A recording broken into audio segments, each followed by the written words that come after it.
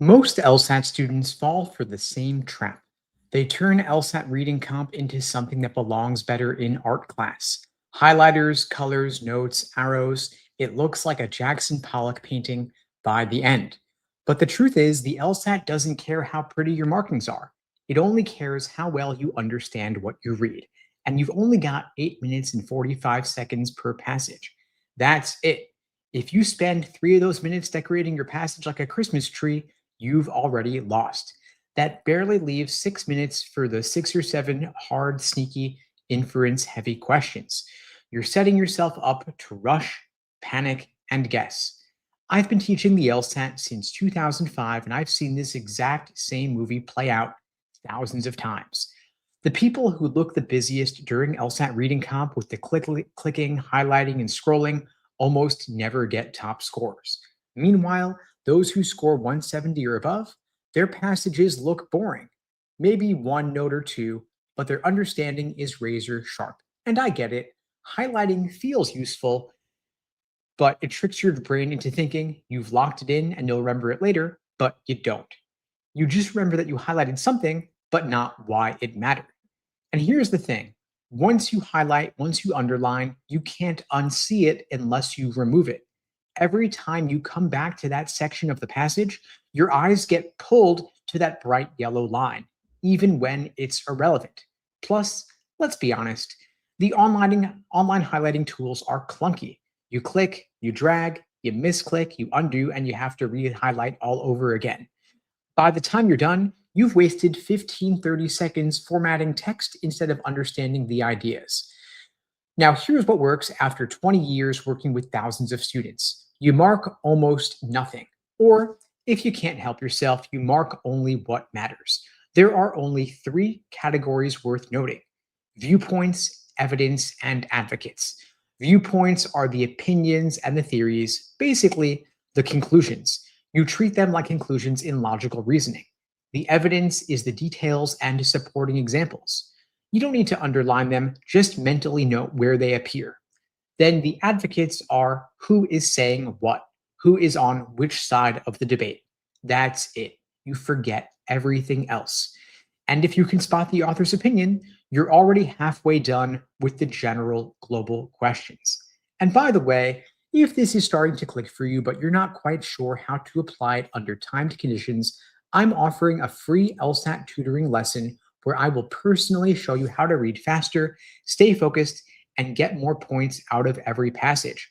It's totally free, and you'll leave with at least one strategy you can use the same day. It's at unpluggedprep.com/start right here, link below the video on YouTube, link in the description on Instagram, or you can take a photo of the QR code in the upper left-hand corner.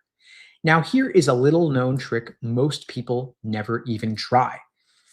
You don't have to answer LSAT reading comp questions in order. Top scorers don't. They group the questions by type, not by number. There are 3 main kinds: general questions like main idea, primary purpose, and organization. Then you have the detail-oriented questions referring to specific lines, and finally, the inference questions like most strongly supported, implies, and suggests. The thing is, you want to start off with the general questions. You can often answer them straight from memory if you've understood the structure and the tone. Then tell questions where you already know what the evidence is. And finally, you finish off with the inference questions, the hardest ones that test your ability to read between the lines. It's like warming up with push ups before doing the heavy lifting. You build the momentum before tackling the hardest stuff. Now, one of my students, Maya, came to me stuck at a 158. She told me, reading comp is my nightmare. I highlight everything and remember nothing. We switched her over to a more minimal marking method. At first, she hated it. She said, I feel like I'm not doing enough. But 2 weeks later, her accuracy went up. She stopped second guessing, she stopped running out of time, and by the end of 2 months, she was scoring 171, and reading comp became her favorite section. When we work with students, that's a pattern we see again and again. When you stop trying to control the passage and start actually understanding it, everything changes. Think of each passage as a mini courtroom. different sides, different arguments.